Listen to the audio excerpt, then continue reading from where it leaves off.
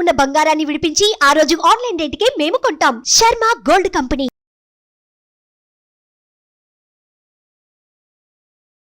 నమస్తే రమగారు. నమస్తే జయ. రమగారు, సౌందర్య లహరి చక్కగా ఒక గ్రూపుగా ఏర్పడి పారాయణ చేస్తూ ఉంటారు. తప్పులు లేకుండా చదవాలంటారు. అసలు సౌందర్య లహరి ఏం చెప్తోంది? ఎలా పారాయణ చేయాలి? సౌందర్య లహరి అనేది దేనికి సంబంధించింది రమగారు? అమ్మవారికి సంబంధించింది. సౌందర్యలహరి పారాయణ చేసేవాళ్ళు కనిపిస్తున్నారు ఇప్పుడు. అవును, ఇదివరకటి కాలంలో సౌందర్యలహరి రేర్గా ఎక్కడో ఉండేది. ఎక్కువగా మనం లలితా సహస్రనామాలను చదువుకుంటాం. అందరూ విష్ణు సహస్రనామం సులువు చదువుకుంటాం. అక్కడి నుంచి లలిత కామ్యం అని లలిత కొంతమంది గ్రూపుల్లో చదువుకునేవాళ్ళు. ఇళ్లల్లోనే ఉండేది. మనకేంటంటే సోషల్ మీడియా వల్ల మనకి ఇవన్నీ ప్రచారంలోకి వచ్చినాయి జయ. లలితా సహస్రనామం చదువుకుంటే ఫలితం లభిస్తుందని, గ్రూప్గా పారాయణ చేయాలని, అందరం కలిసి చేయాలని, తర్వాత 1,00,000 కుంకుమార్చన చేయటం, లలితా సహస్రంతో 1,00,000 కుంకుమార్చన చేయటం, ఇట్లా మెల్లిగా అంటే ఎలా మనకి హెల్త్ అవేర్నెస్ వచ్చిందో అలాగే ఆధ్యాత్మిక అవేర్నెస్ నిజంగా వచ్చింది అనుకోవాలి. దీని పూర్తి పట్టం మనం ఎవరికి కట్టాలంటే ఆధ్యాత్మికవేత్తలకి, సోషల్ మీడియాకి. సోషల్ మీడియానే దీనికి కారణం. ఒకందుకు మంచిదే అనుకుంటున్నాను రమగారు. మంచి ఆధ్యాత్మిక ధోరణి వైపు మనసు మళ్ళిందంటే ఆలోచన పరంగా మార్పులు వస్తాయి. మంచి విధానం వైపు అడుగులు వేస్తాం కదండి. అందులో మనం కాంప్లికేటెడ్ చేసేసుకుని పిచ్చ కింద తయారవుతూ ఉంటారు. అదొకటి భ్రమ కింద. పాపం అది కొంచెం కష్టం కాదండి. దాన్ని అది తప్పు అని చెప్పడానికి మీ లాంటి వాళ్ళు ఉన్నారు కదా రమ్మగారు. అంత భ్రమపడద్దంట నేను. అవునవును. సరే, ఏదో మొత్తానికి చేస్తున్నాం అనుకో. ఈ లలితా శాస్త్రంతో పాటు దేవి ఖడ్గమాల చదువుకుంటాము. తర్వాత లలిత త్రిశతి చదువుతాం. చిన్నవి ఉన్నాయి. లలితా పంచరత్నాలు, ప్రాతస్మరామి లలితావదన అరవిందం అని పొద్దున్నే లలితాదేవిని చదువుకుంటాం. రాజరాజేశ్వరి అష్టకం, తర్వాత ఏమో దేవి అపరాధ స్తోత్రం, అర్గళా స్తోత్రం, అంటే బోల్డ్ స్తోత్రాలు ఉన్నాయి. వీటన్నిటికంటే కూడా చాలా పవర్ఫుల్, చాలా అత్యద్భుతమైన విషయాలు చెప్పింది సౌందర్యలహరి. లలితా సహస్రనామంలో మనం ఏం చూస్తాం? అమ్మవారి యొక్క 1000 నామాలు. ఒక్కొక్క నామంలో ఒక్కొక్క ఆమె యొక్క సౌందర్యం కావచ్చు, ఆమె యొక్క శక్తియుక్తులు కావచ్చు, ఆమె యొక్క ప్రతిభ, ఆమె యొక్క అనుపమానమైన ఆమె శక్తి ఒక్కొక్క నామంలో ఒక్కొక్క రకంగా ఆవిష్కరించబడతాయి. అన్నీ నామాలే, ప్రతిదీ నామమే. త్రిశతిలో కూడా నామాలే ఉంటాయి. ఖడ్గమాలలో ఆమె అమ్మవారి యొక్క పరివార శక్తులు, ఒక్కొక్క శక్తి యొక్క నామధేయం. ఎలాంటి శక్తులు ఉంటాయి ఆమె చుట్టూత. దీంతోపాటు మణిద్వీప వర్ణన ఒకటి చదువుకుంటారు చాలామంది. మణిద్వీప వర్ణన తెలుగులో చదువుకునే వాళ్ళే ఎక్కువగా కనుతారు. ఒక పాటలాగా మణిద్వీప వర్ణన పాట పాడుతూ ఉంటారు. సంస్కృతం కనుక చదవగలిగితే చాలా బాగుంటుంది. అది కూడా కొన్నాళ్ళకు వస్తుంది బహుశా. ఈ సౌందర్యలహరికి ఏంటంటే, సౌందర్యలహరిని ఆదిశంకరులు రచించారని ప్రతీతి. దీనికి రకరకాల వ్యాఖ్యానాలు దొరుకుతాయి. సదానందనాథులని వారు చేసిన వ్యాఖ్యానం చాలా నచ్చింది నాకు. ఇది పురాతన కాలం నుంచి వచ్చిందే కానీ ఇటీవల కాలంలో ఎక్కువ ప్రఖ్యాతి పొందింది. పురాతన కాలంలో పాత రోజుల్లో అంతా కూడా ఏంటంటే చాలా పెద్దవారు, తర్వాత ఏమో శ్రీ విద్యోపాసకులు వాళ్ళు ఎక్కువగా దీన్ని చూస్తూ ఉండేవారు. లలితలో ఈ సౌందర్యలహరిలో ఏంటంటే మొత్తం 100 శ్లోకాలు. సౌందర్యలహరి, శివానందలహరి 2 రాయబడ్డాయి శంకరుల చేత అంటారు. శివానందలహరి అంతా శివ సంబంధమైంది, సౌందర్యలహరి అంతా అమ్మవారికి సంబంధించింది. ఒక్కొక్క శ్లోకానికి ఒక్కొక్క ఫలితం చెప్తారు. ఇది లలితా సహస్రంలాగా 2 వాక్యాల అనుష్టుప్పు కాదు, పెద్దది వృత్తం. మనం ఒక్క శ్లోకాన్ని కరెక్ట్గా సజావుగా చదివితే 23 సెకండ్లు పడుతుంది. అంటే నేను రికార్డ్ చేసి పెడతా కదా, అందుకని ఖచ్చితంగా క్లియర్గా చెప్తున్నారు. 22-23 సెకండ్లు పడుతుంది ఒక్క శ్లోకం చదవటానికి. ఈ శ్లోకం టైంలో మనం 2 లేదా 3 విష్ణు సహస్రనామం కానీ లలితా సహస్రం కానీ చదివేయగలుగుతాం. శ్లోకాలు పెద్దవి, అర్థము తాత్పర్యము తెలుసుకోవడానికి ఎవరైనా సజావుగా మనకి చెప్పేవాళ్ళు దొరకాలి. మనంతట మనం చదివితే, నిదానంగా పుస్తకం చూసి చదివేస్తే పెద్ద అవగాహన అయితే రాదు. అయినా కూడా కొంచెం సంస్కృతం టచ్ ఉన్న వాళ్ళు, చిన్నప్పటి నుంచి చదివే అలవాటు ఉన్న వాళ్ళు చదివేసుకుంటూ ఉంటారు. ఇటీవల కాలంలో సౌందర్యలహరి చెప్పేందుకు గురువులు కూడా ఇతోధికంగానే లభిస్తున్నారు. ఎక్కడ అవకాశం ఉంటే అక్కడ చక్కగా చదువుకోండి, అర్థము తాత్పర్యము తెలుసుకోండి. ఇందులో ఏంటంటే మొదటి 50 శ్లోకాలు ఆనందలహరి, తర్వాత 50 శ్లోకాలు సౌందర్యలహరి అని చెప్తారు. మొదటి సగం అది, తర్వాత సగం ఇదని. మొదటి సగంలో అమ్మవారి యొక్క ప్రజ్ఞాపాఠవాలతో పాటు శ్రీచక్రం యొక్క స్వరూపం గురించి తెలియజేస్తారు. శ్రీచక్రార్చన, శ్రీ విద్య, ఆమె మామూలుగా కనపడే బాహ్య స్వరూప సౌందర్యం కాకుండా అంతరార్థం అది మనకు తెలుస్తుంది. తర్వాత శ్లోకాల్లో అంతా సౌందర్యవర్ణన, అమ్మవారి నేత్రాలు, ఆమె యొక్క కనుబొమ్మలు, ఆమె యొక్క ముంగురులు, ఆమె తాటంకాలు, చెవులకు పెట్టుకున్నవి, ఆభరణాలు, ఆమె నవిలే తాంబూలము, వాటన్నిటి ఒక్కొక్క శ్లోకము ఒక్కొక్కటి చెప్తుంది. ఈవిడ ముక్కు, ఆ కళ్ళు, కనుబొమ్మలు ఎలా ఉన్నాయి, ఒక్కొక్కటి ఒక్కొక్క ప్రత్యేకమైన ఆమె యొక్క సౌందర్యం గురించిన వర్ణనే ఉంటుంది. అమ్మవారి నడుము, ఛాతి, పొట్ట, ఆమె నిలువు, ఆమె పాదాలు, ఆమె గోళ్ళు, అద్భుతం. ప్రతి ఒక్క అవయవాన్ని మీద భక్తితోటి అదేలేండి అత్యద్భుతంగా ఉంటాయి. ఒక్క శ్లోకం ఒక్కొక్క ఆణిముత్యం. శ్లోకానికి 1 గంట కనీసం మామూలుగా అర్థం చెప్పాలంటే అబ్బా 1 గంట పూర్తిగా పడుతుంది ఒక శ్లోకానికి. సాధారణ అర్థం, వ్యాఖ్యానానికి మన చాగంటి వారు లాంటి వాళ్ళు అయితే ఈజీగా 3-5 గంటలు తీసేసుకుంటారు. అంత ఎక్కువ భావాన్ని నిబిడీకృతం చేసుకున్నది సౌందర్యలహరి. దాంతోపాటుగా చాలా శక్తివంతమైనదిగా చెప్పబడుతుంది.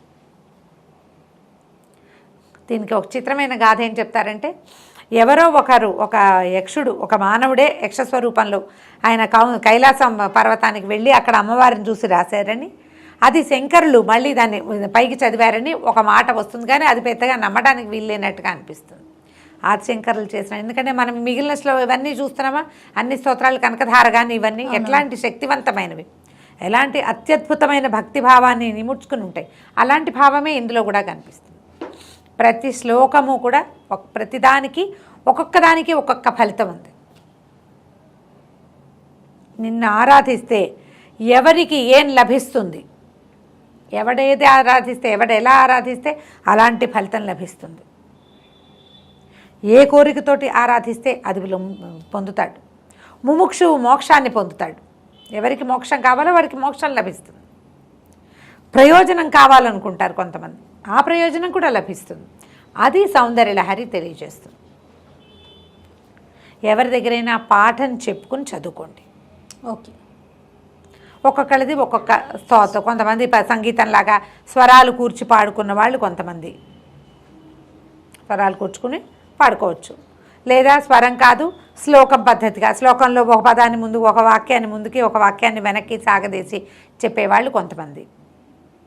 ఎవరి పద్ధతి వాళ్ళదే. ఏ సమయంలో పారాయణ చేయాలి రమ్మగారు? సౌందర్యలహరి పారాయణ ఉదయం సాయంకాలాలు, ఉదయాస్తమాలలో బాగుంటుంది. దాన్ని ఎట్లా పెట్టుకోవాలంటే, ఇప్పుడు 100 శ్లోకాలు కదా, మనం ఏదో సందర్భంలో దసరాలప్పుడు లేకపోతే శుక్రవారాలు ఇలా పెట్టుకోవటంతో పాటుగా ఎక్కడికైనా అమ్మవారి క్షేత్రానికి వెళ్ళినప్పుడు ఆ క్షేత్రంలో చదవాలి. దీని మీద ఒక అనుభవం చెప్తాను జయ. మధురై వెళ్ళాం కదా మేము, నేను చెప్పా కదా గుళ్ళోకి వెళ్తే సొంత ప్లేస్కి వెళ్ళిన ఫీలింగ్ వచ్చింది నాకని. మధురైలో అమ్మవారి వెనకాల కూర్చొని చదువుకోవచ్చు మనం. నాకు అప్పటికి, ఆనాటికి, నేను వెళ్ళే నాటికి 50 శ్లోకాలు నోటుకొచ్చు, పుస్తకం అక్కర్లా.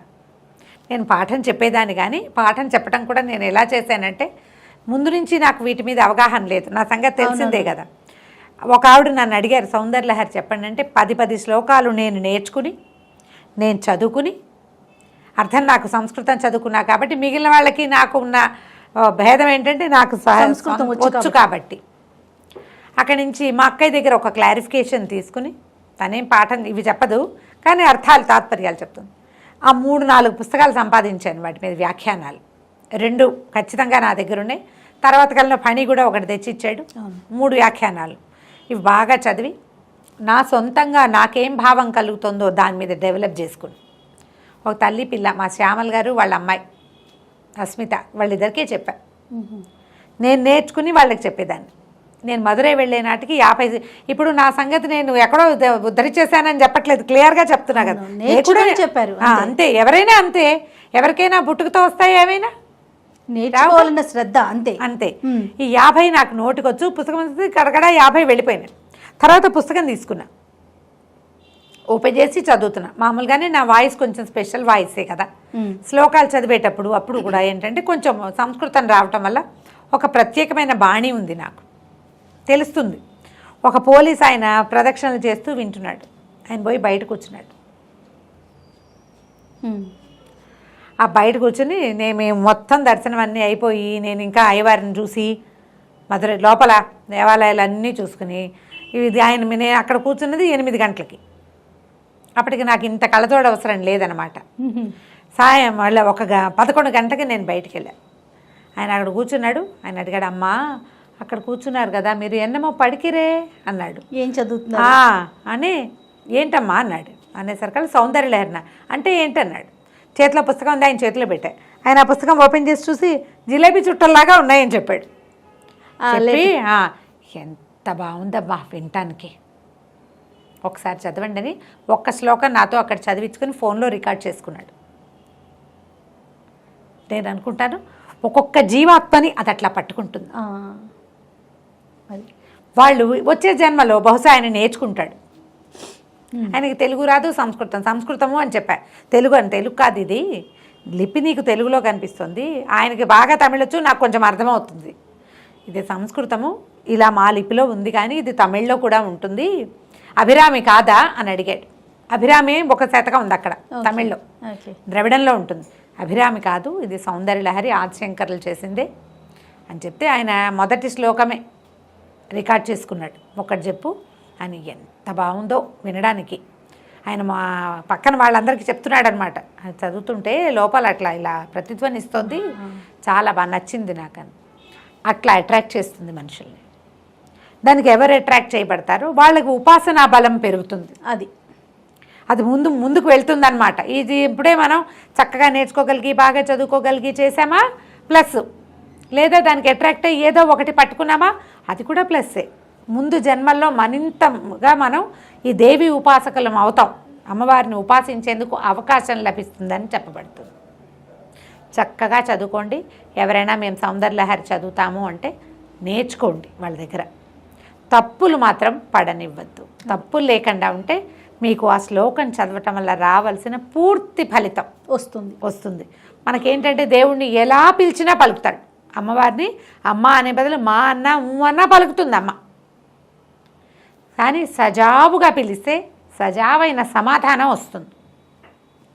కరెక్షను అనేది అవసరం.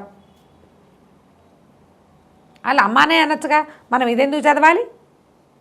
అంతే కదా. వచ్చిందే చదువు. మనం ఇది ఎందుకు చదువుతున్నాము? దీనివల్ల లభించేటువంటి ఎనర్జీ పూర్తిగా రావాలి. మన చుట్టూతా వాతావరణం అంతా బాగుపడుతుంది. ఇవాళ నేను ఇక్కడ కూర్చోడానికి బేసిక్ మొట్టమొదట నేను వేసిన స్టెప్ సౌందర్యలహరే. ఆమె నన్ను ఇక్కడికి తీసుకొచ్చింది.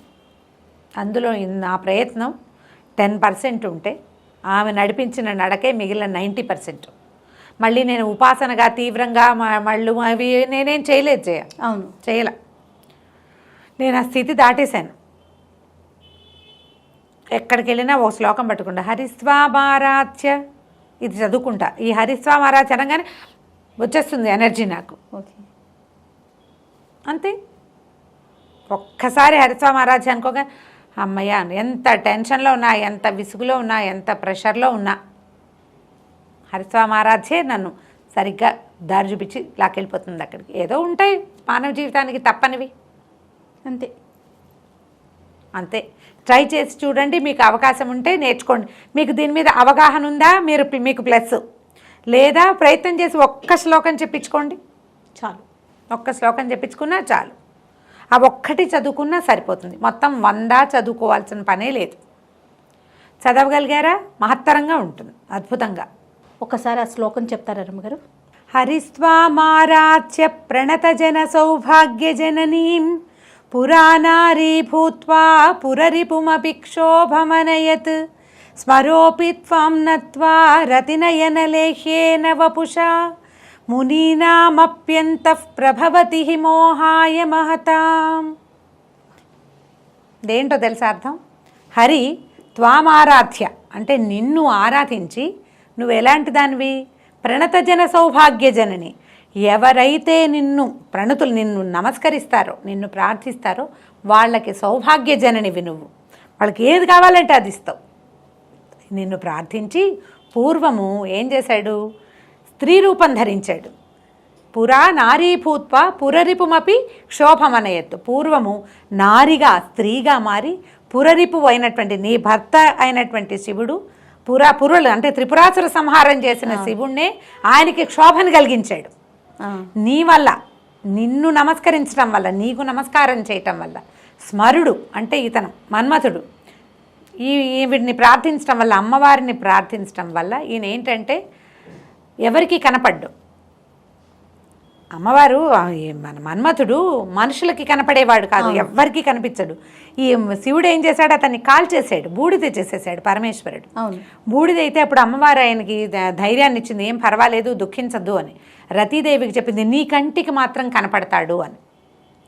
రతి నయన లేఖేన వపుష, కేవలము రతీదేవికి మాత్రమే కనబడగలిగేటువంటి వాడైనటువంటి అనంగుడు మునీనామపి అంతఃప్రభవతి. వాళ్ళని ఏం చేస్తాడంటే లోపల మునులకి కూడా దీన్ని కలిగిస్తాడు, ప్రీతిని కలిగించేస్తాడు. ఇప్పుడు మనం ఎవరినైనా చూస్తే మనకి ఏదైనా భావాలు కలుగుతాయి. ఈ మన్మథుడు ఎవ్వరికీ కనపడ్డు. విపరీతమైన మోహాన్ని మునులకి కూడా కలగజేయగలుగుతాడు మన్మథుడు. ఎందుకంటే నీకు నమస్కరించడం వల్ల. స్మరోపి త్వాం నత్వా, నీకు నమస్కరించి చేస్తాడు ఆ క్రియ. నువ్వు అతని యందు ఉంటావు, దాని యందు మునులు మోహింపబడతారు. విష్ణువు నిన్ను ప్రార్థించడం వల్ల, నువ్వు అతని యందు ఉండటం వల్లే ఈ పురారి అయినటువంటి పరమేశ్వరుని మోహింపచేయగలిగాడు. నువ్వు ఎవరి యందు ఉంటావో వాళ్ళు ప్రపంచాన్ని మోహింపచేయగలరు. వాళ్ళ వెనకాల ప్రపంచం ఉంటుంది. అమ్మ ఎవరి యందు ఉంటుందో వాళ్ళ వెనకాలే ప్రపంచం ఉంటుంది. నా శక్తి అంతా ఈ శ్లోకమే. ధైర్యం కావాలన్నా, ఆరోగ్యం కావాలన్నా, ఏం చేయాలో తోచకపోయినా, ఆరోగ్యం బాగుండకపోయినా అంతే మనన చేసుకుంటూ ఉంటారు, తిప్పుతూ ఉంటాను దాన్ని. అది నా వెనకాల ఉంటుంది. ఉంది నా వెనకాల. నాకు చేతైనవి విషయము, చేతకాని విషయము, వచ్చింది రాంది, ఓపిక లేనిది, సమస్తమైన వాటికి ఆమె నడిపిస్తుంది. ఈ ఒక్క శ్లోకంతో ఎన్నైనా చేయొచ్చు. పూర్తిగా రూమ్ అంతా వైబ్రేషన్స్ వచ్చినట్లు అనిపిస్తుంది రమ్మగారు. ఇది అసలు మనం రికార్డ్ చేస్తే అసలు చెవుల్లోకి ఒకసారి వెళ్ళిందంటే అంతే, ఆటోమేటిక్గా మన వెన్ను సాఫీ అయిపోతుంది. ఆ విద్యా రహస్యం అట్లాంటిది. ప్రయత్నం చేసి చూడండి. ఇది వినపడుతోంది, ఇది ఒక్కటి నేర్చుకోండి. చిన్న చిన్నవి సంస్కృతంలో ఒక్కొక్క చిన్న చిన్న మిస్టేక్స్ రాకుండా చూసుకోవాలి. ఇప్పుడు కొన్నిటికి మనకి ఫా శబ్దం లేదు చూడు, ఫలితం అనాలి, ఫలితం అనకూడదు, ఫా లేదు. ఇదేంటంటే విసర్గ పక్కన పా ఉంటే దాన్ని ఫాగా పలకాలి. అంతః ప్రభవతి ఉందనుకో, అంతః ప్రభవతి అని అఫ్ సౌండ్ అప్పుడు రావాలి. అలాంటి పడికట్టు ఖచ్చితంగా మనకి తెలియాలి. దానికి సంస్కృతం రావడం చాలా ప్రధానం. అది కనుక కుదిరితే మీకు చక్కగా వస్తుంది. మంచి మంచి శ్లోకాలు ఉన్నాయి. ఇది మొదటి శ్లోకాల్లోదే. రమ్మగారు ఎవరిదన్నా ఫాలో అవ్వాలి, ఇప్పుడు తెలియని వాళ్ళు అనుకోండి, పలానా వాళ్ళు మీరు ఫాలో అవ్వచ్చు, పలానాది విని నేర్చుకోవచ్చు అంటే ఏమైనా సజెషన్ చెప్పగలుగుతారా? నచ్చింది నేను అలా వినలేదు జయ, మీకు తెలియలా, వినలేదు. 100 శ్లోకాలు బాంబే సిస్టర్స్వో ఎవరివో ఉన్నాయి, కానీ రాగాల్లో ఉన్నాయి. మీకు మీ అందుబాటు. నేనేమంటానంటే ఏది ఇదే కరెక్టు అని చెప్పను నేను, నాకు కూడా తెలీదు, చెప్తున్నాగా.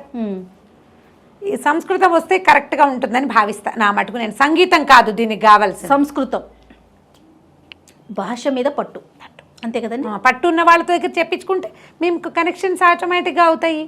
బాగుంటుందిగా. నమస్తే రమ్మగారు. నమస్తే జయ.